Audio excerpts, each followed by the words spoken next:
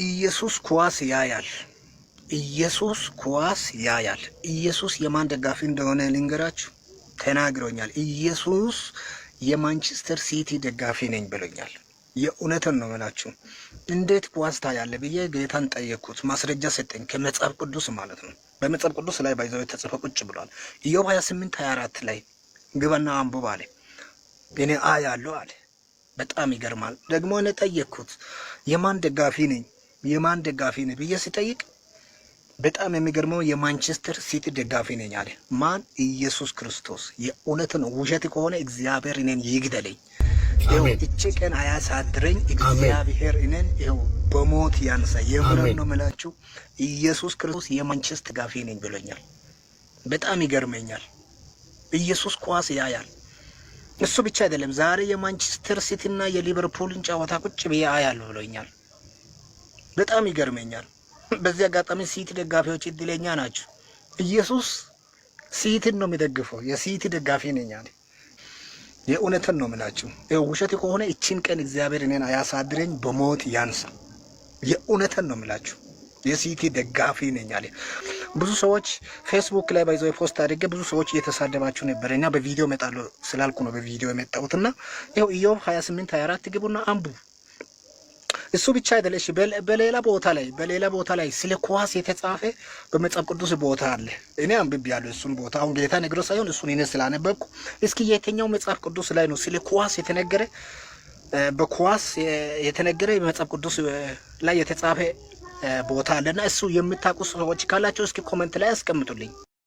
እኔ መጨረሻ ያልከው ጥሩ ነው። ፌስቡክ ላይ ጽፌው ነበር፣ ግን ብዙ ሰዎች ሰደባችሁኝና በቪዲዮ እመጣለሁ ያልከው ንቀቱ እኮ ነው። ብዙ ሰዎች ስለሰደቡ በቪዲዮ ደግሞ የበለጠ ልታሳረረን መጣ።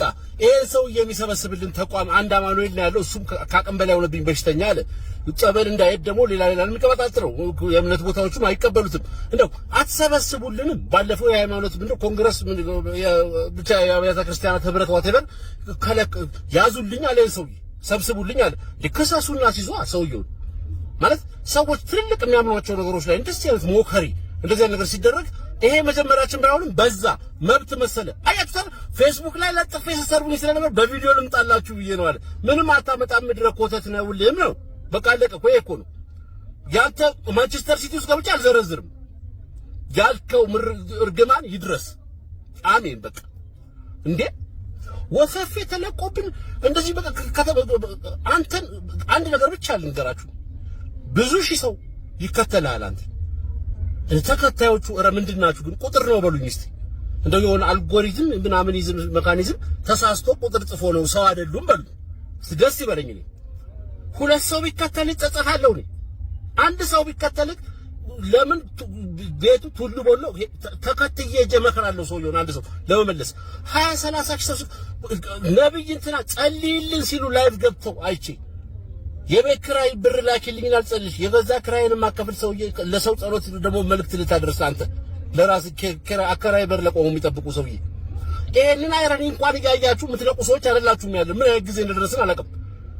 የሆነ በቃ አውቶማቲክ እርግማን ነው የተረገምነው። እዚያ ግን ኒውክሌር የሆነ እርግማን ነው የተረገምነው።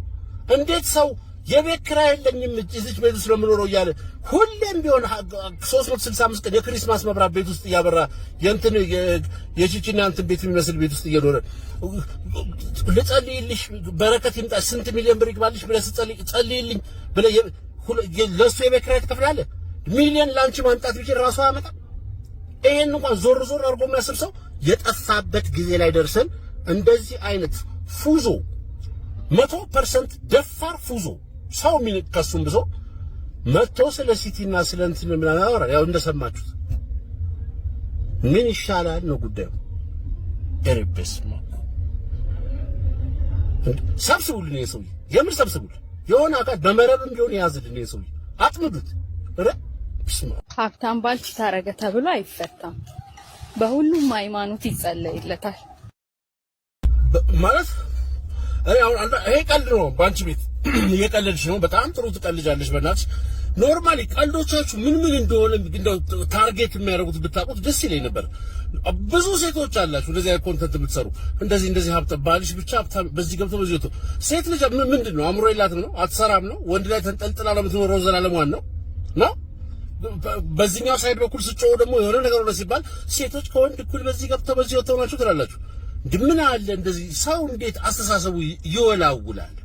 ማለት እውቀት መረጃ ነው እንኳን አይወላውልም እኮ ወይ ታውቃለህ ወይ አታውቅም ነው የሚወላውል ንቃትና ማወቅ ያየው ዘንድሮ ብቻ ነው። ሰው ትመስያለሽ ሳይውሻው ቀለድሽ ማለት ነው። ሀብታም ባልች ታረገ ተብሎ አይፈታም። ነገ ጠዋት ፕራክቲካሊ ነገር ሆነ ሲባል ሌላ ታሪክ።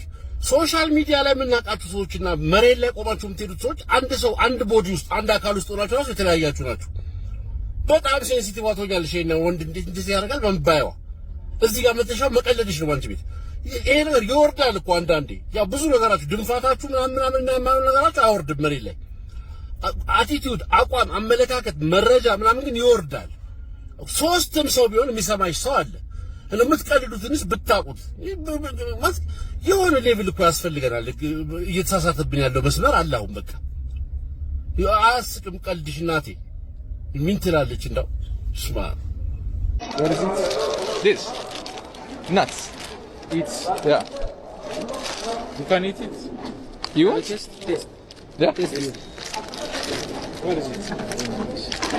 yeah I don't want to eat now Eat it. We can eat.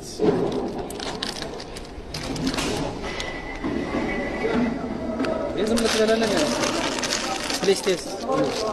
me I don't want I already eat What taste? Nice. You taste. me I don't want to taste Please taste. Taste. One.